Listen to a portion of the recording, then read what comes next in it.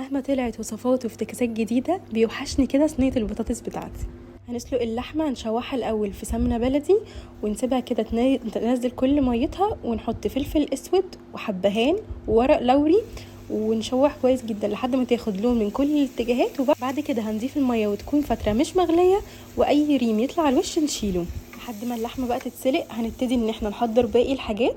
هنضرب الطماطم بدون ميه عشان هنستغنى عنها، وهنزود البطاطس بشوربه اللحمه اللي عملناها. سمنه بلدي وشوحنا البصل مع فلفل اسود، وبعد كده هنضيف عليهم البطاطس. هنضيف بقى التوابل وسبتها لكم على الشاشه، وهنقلب كويس جدا لحد ما البطاطس كلها تتبل كده وتاخد تحميره بسيطه. فص من الثوم المهروس ونحطه في اخر تشويحه خالص، مش حابين ان هو يتحمر زياده ويمرر من بدايه الوصفه. هنضيف عصير الطماطم، عليه معلقه كبيره من الصلصه